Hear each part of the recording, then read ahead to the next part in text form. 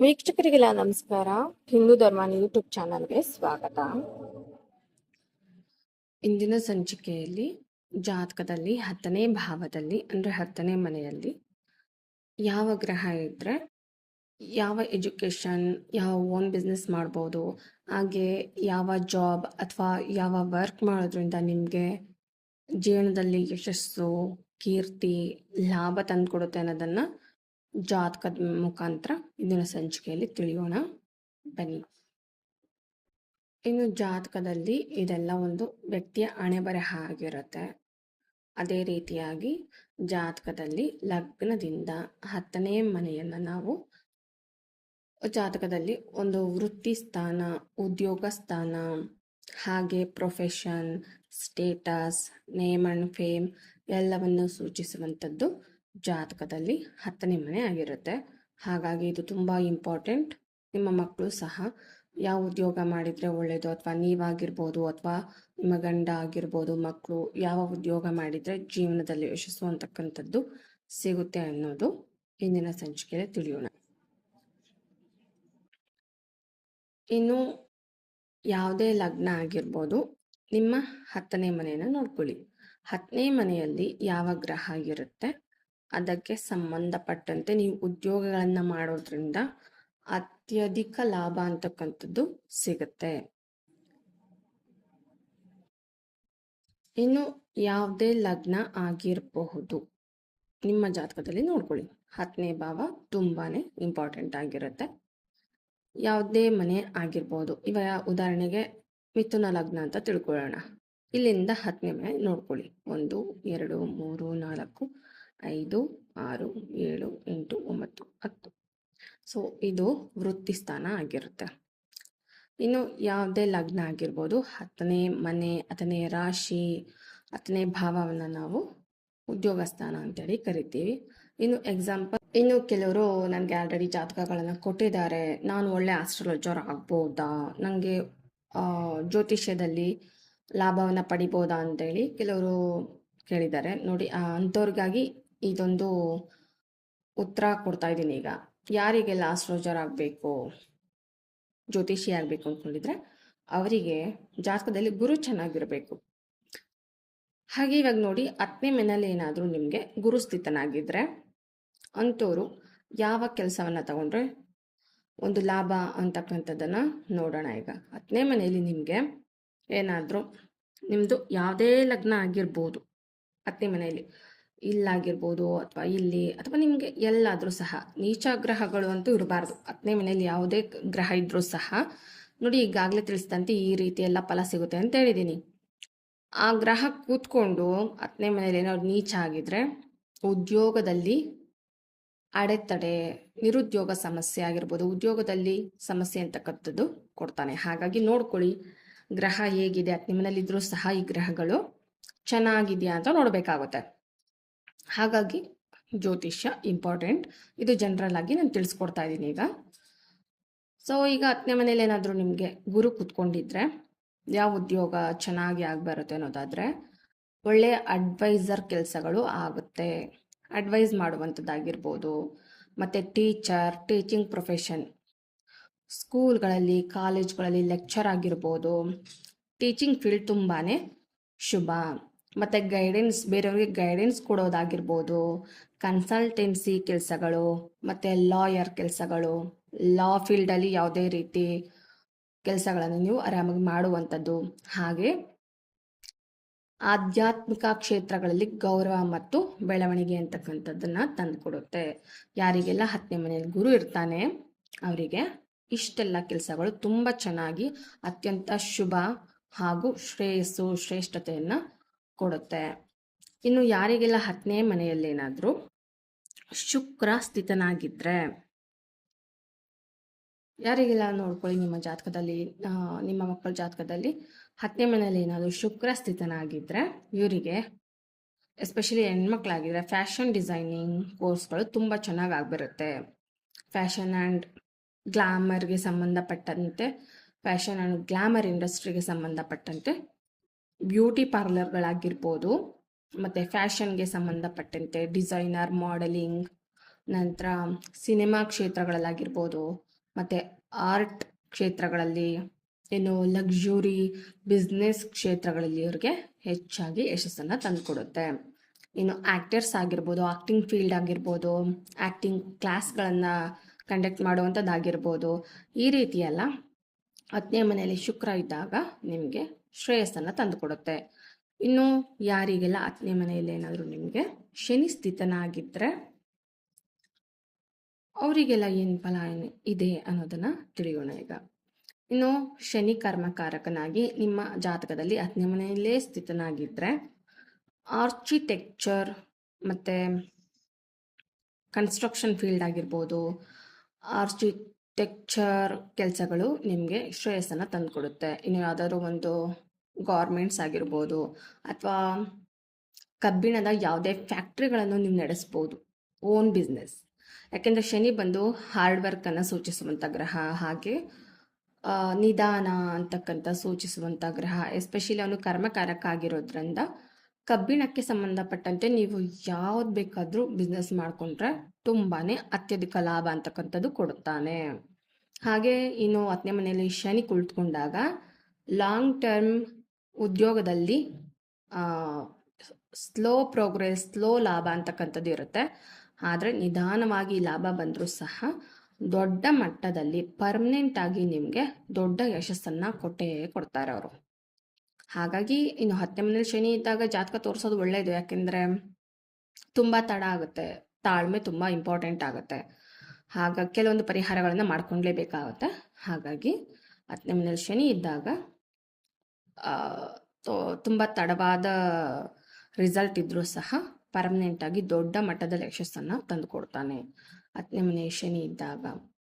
ಇನ್ನು ಯಾರಿಗೆಲ್ಲ 10ನೇ ಮನೆ ರಾಹು ಇದ್ದಾಗ ಯಾವ ರೀತಿ ಉದ್ಯೋಗ ಅಥವಾ ಪ್ರೊಫೆಷನ್ ಸೆಟ್ ಆಗುತ್ತೆ ಅನ್ನೋದನ್ನು ನೋಡೋದಾದರೆ, ಯಾವುದೇ ಲಗ್ನ ಆಗಿರ್ಬೋದು, ನಿಮಗೆ 10ನೇ ಮನೆಯಲ್ಲಿ ರಾಹು ಸ್ಥಿತನಾಗಿದ್ದರೆ ಇದಕ್ಕೂ ಕೂಡ ಪರಿಹಾರ ಮಾಡ್ಕೊಳ್ಳೋದು ಅತ್ಯಗತ್ಯ. 10ನೇ ಮನೆ ರಾಹು ಇದ್ದಾಗ ಉದ್ಯೋಗ ಸಮಸ್ಯೆ ಖಚಿತ ಆಗಿರುತ್ತೆ.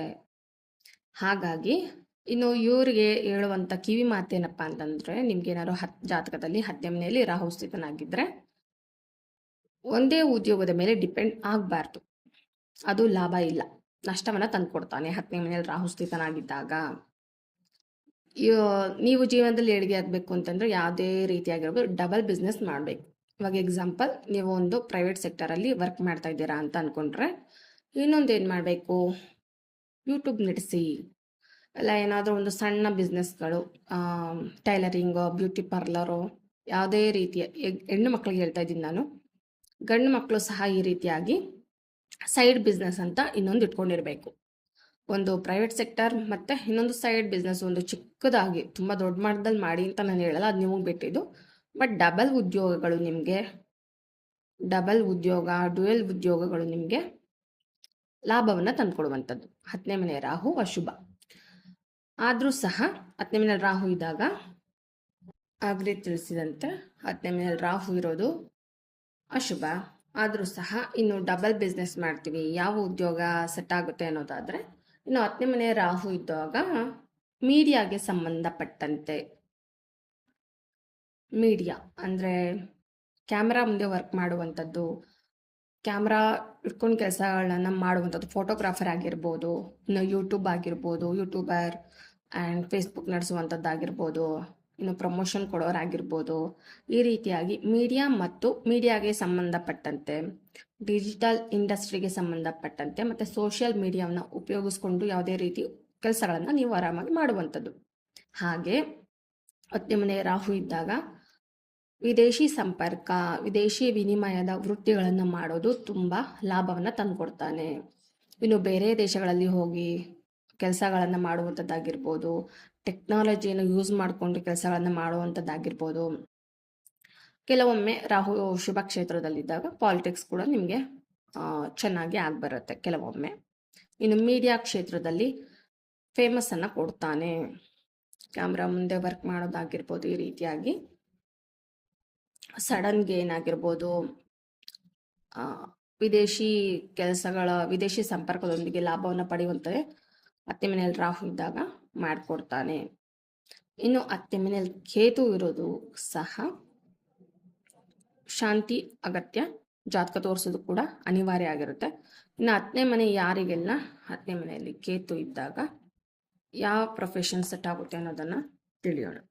10ನೇ ಮನೆಯಲ್ಲಿ ಕೇತು ಇದ್ದಾಗ ಹೆಚ್ಚಾಗಿ ಅನಾಥಾಶ್ರಮಗಳನ್ನು ನಡೆಸುವಂಥದ್ದಾಗಿರ್ಬೋದು, ಅಲ್ಲಿ ಕೆಲಸ ಮಾಡುವಂಥದ್ದಾಗಿರ್ಬೋದು, ಇನ್ನು ಸೋಷಿಯಲ್ ವೆಲ್ಫೇರ್ಗೆ ಸಂಬಂಧಪಟ್ಟಂತೆ ಕೆಲಸಗಳನ್ನು, ಸ್ಪಿರಿಚುವಲ್ ವರ್ಕ್ ಅಂದರೆ ಆಧ್ಯಾತ್ಮಿಕವಾಗಿ ಏನಾದರೂ ಒಂದು ಶಾಪ್ಗಳನ್ನು ಇಡುವಂಥದ್ದು, ಓನ್ ಬಿಸ್ನೆಸ್ ಮಾಡುವಂಥದ್ದು, ಮಾರಾಟ ಮಾಡುವಂಥದ್ದು, ಈ ರೀತಿಯೆಲ್ಲ ಕೆಲಸಗಳು ನಿಮಗೆ ಹೆಚ್ಚಾಗಿ ಚೆನ್ನಾಗಿ ಆಗಿಬರುತ್ತೆ. ಇನ್ನು NGO ಅಲ್ಲಿ, ಅನಾಥಾಶ್ರಮಗಳಲ್ಲಿ ಕೆಲಸಗಳನ್ನು ಮಾಡುವಂಥದ್ದಾಗಿರ್ಬೋದು, ಇನ್ನು ಆಧ್ಯಾತ್ಮಿಕತೆಯಲ್ಲಿ ಯಾವುದೇ ರೀತಿಯಾಗಿ ಕೆಲಸಗಳನ್ನು ಮಾಡುವಂಥದ್ದು, ಇನ್ನು ರಿಸರ್ಚ್ ಮಾಡುವಂಥದ್ದಾಗಿರ್ಬೋದು, ಮತ್ತು ಚಾರಿಟಿ, ದಾನ ಧರ್ಮಗಳನ್ನು ಮಾಡುವಂಥ ಕೆಲಸಗಳಲ್ಲಿ, ಒಂದು ದಾನ ಧರ್ಮ ಮಾಡುವಂಥ ಸಂಸ್ಥೆಗಳಲ್ಲಿ ಕೆಲಸ ಮಾಡುವಂಥದ್ದು ಹೆಚ್ಚಾಗಿ ನಿಮಗೆ ಸೆಟ್ ಆಗುತ್ತೆ. ಇನ್ನು ಯಾರಿಗೆಲ್ಲ 10ನೇ ಭಾವ ಗ್ರಹಗಳು ಶುಭ ಸ್ಥಾನದಲ್ಲಿರಬೇಕು, ಶುಭ ನಕ್ಷತ್ರದಲ್ಲಿರಬೇಕು, ಶುಭ ಗ್ರಹಗಳ ದೃಷ್ಟಿ ಇದ್ದಾಗ ಒಳ್ಳೆ ಉದ್ಯೋಗದಿಂದ ನಿಮಗೆ ಲೈಫ್ ಅಂತಕ್ಕಂಥದ್ದು ಗ್ರೋತ್ ಆಗುತ್ತೆ. ಇನ್ನೇನು ಆಗಲೇ ತಿಳಿಸಿದಂತೆ ಗ್ರಹಗಳು ಶುಭ ಸ್ಥಾನದಲ್ಲಿ ಒಳ್ಳೆಯ ಉಚ್ಚ ಕ್ಷೇತ್ರದಲ್ಲಿದ್ದರೆ ಒಳ್ಳೆಯ ಲಾಭ ಅಂತಕ್ಕಂಥದ್ದು ಸಿಗುತ್ತೆ, ಲೈಫಲ್ಲಿ ಗ್ರೋತ್ ಅಂತಕ್ಕಂಥದ್ದು ಆಗುತ್ತೆ. ನೀಚ ಗ್ರಹಗಳು, ನೀಚ ಸ್ಥಾನ ಆಗಿರ್ಬೋದು, ವಾಸ್ತವವನ್ನು ಹೊಂದಿದಾಗ, ಪಾಪಗ್ರಹಗಳ ದೃಷ್ಟಿ, ಪಾಪಗ್ರಹಗಳ ಯುತಿಯನ್ನು ಪಡೆದಾಗ ಅಶುಭ ಮತ್ತು ಉದ್ಯೋಗಕ್ಕೆ ಸಮಸ್ಯೆಯನ್ನು ಕೊಡುತ್ತೆ. ಹಾಗಾಗಿ ನಿಮ್ಗೇನಾದರೂ ಜಾತಕಗಳನ್ನು ತೋರಿಸ್ಬೇಕು, ನಿಮ್ಗೇನಾದ್ರು ತುಂಬ ಸಮಸ್ಯೆ ಕಾಡ್ತಿದೆ ಅಂತಂದರೆ ನನಗೆ ವಾಟ್ಸಪ್ ಮಾಡ್ಬೋದು.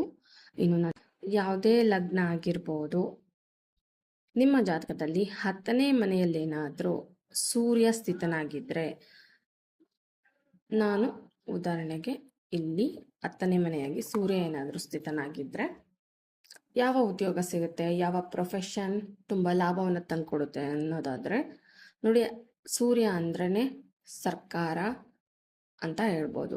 ಸರ್ಕಾರಕ್ಕೆ ಸಂಬಂಧಪಟ್ಟಂತೆ ಸರ್ಕಾರದ ಕೆಲಸ ಆಗಿರ್ಬೋದು, ಗೌರ್ಮೆಂಟ್ ಜಾಬ್ಗಳು ಈಸಿಯಾಗಿ ಸಿಗುತ್ತೆ, ತುಂಬ ಕಷ್ಟ ಇರಲ್ಲ.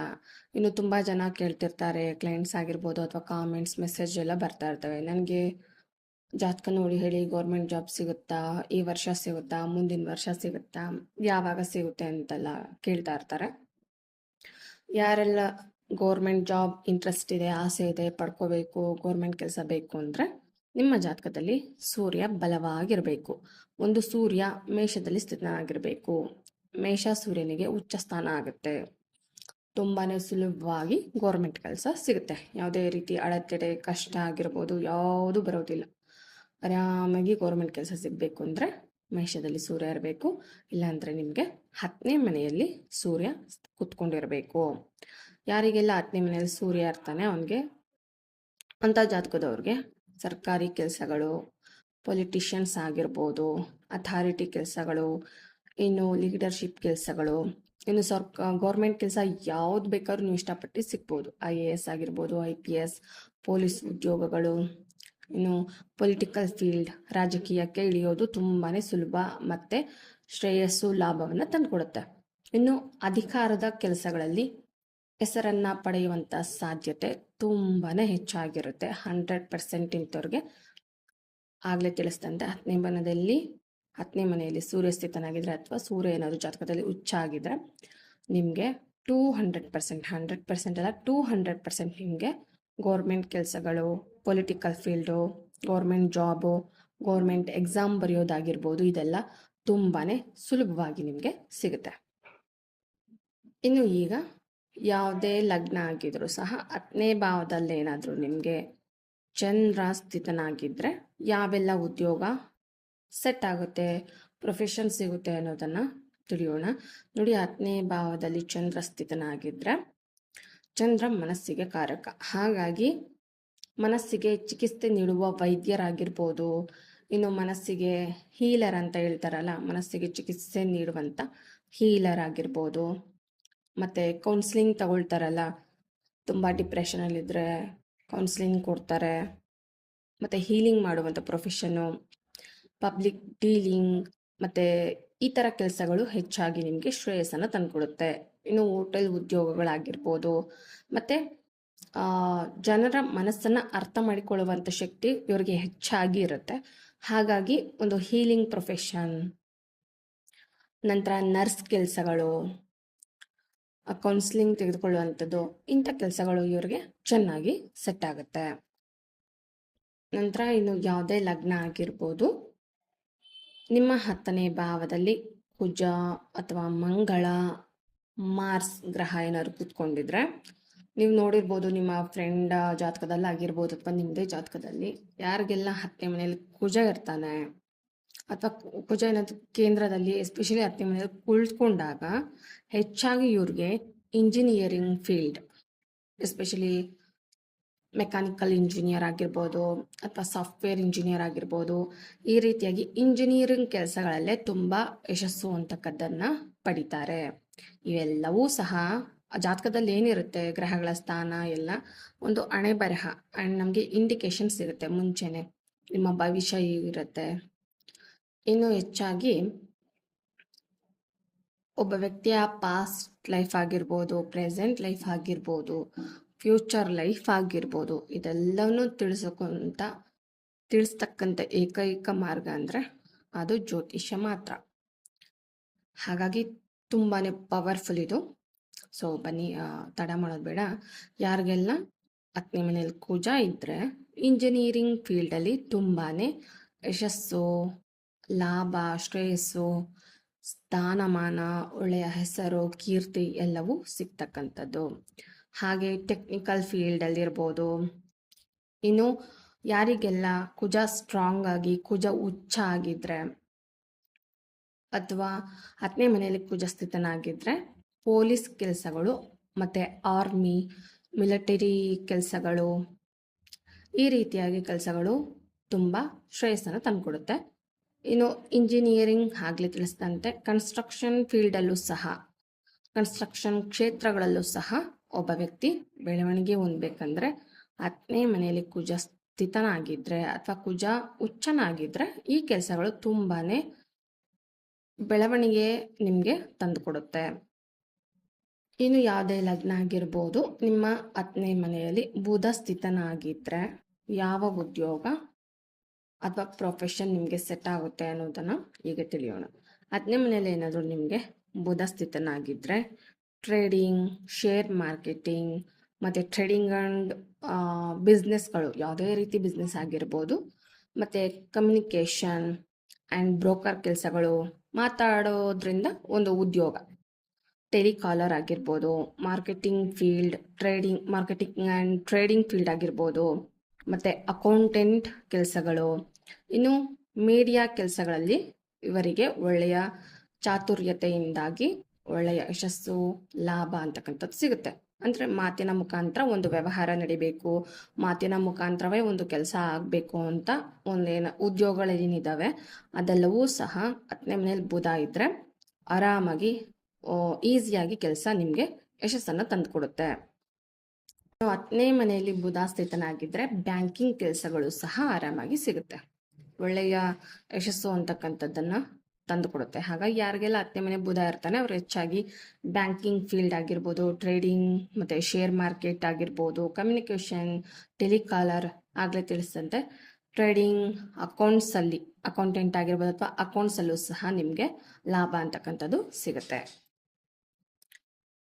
ಇನ್ನು ನಿಮಗೂ ಏನಾದರೂ ಈ ವಿಡಿಯೋಗೆ ಸಂಬಂಧಪಟ್ಟಂತೆ ಡೌಟ್ಸ್ ಇದ್ದರೆ, ಸಂದೇಹಗಳಿದ್ದರೆ ಕಾಮೆಂಟ್ ಮಾಡಿ.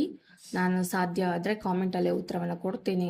ಇಲ್ಲ ಅಂದರೆ ನಿಮಗೆ ತುಂಬ ಎಕ್ಸ್ಪ್ಲನೇಷನ್ ಇದೆ, ದೊಡ್ಡ ಉತ್ತರ ಕೊಡಬೇಕು ಅನಿಸಿದ್ರೆ ಖಂಡಿತ ನಾನೊಂದು ವಿಡಿಯೋ ಮಾಡಿ ನಿಮಗೆ ಉತ್ತರವನ್ನು ಕೊಡ್ತೀನಿ. ನಿಮಗೇನಾದರೂ ಸಮಸ್ಯೆಗಳಿದ್ದರೆ ಅಥವಾ ಜೀವನದಲ್ಲಾಗಿರ್ಬೋದು ಅಥವಾ ನಿಮ್ಮ ಜಾತಕ ತಿಳ್ಕೋಬೇಕು ಅಂತಿದ್ರೆ ನನ್ನ ನಂಬರ್ಗೆ ವಾಟ್ಸಪ್ ಮಾಡಬಹುದು. ಇನ್ನು ಯಾರೆಲ್ಲ ಇಲ್ಲಿವರೆಗೂ ಸಪೋರ್ಟ್ ಮಾಡ್ಕೊಂಬಂದಿರ ತುಂಬ ತುಂಬ ಧನ್ಯವಾದಗಳು ನಿಮಗೆ. ಮತ್ತೆ ಮುಂದಿನ ವಿಡಿಯೋದಲ್ಲಿ ಸಿಗ್ತೀನಿ. ನಮಸ್ಕಾರ.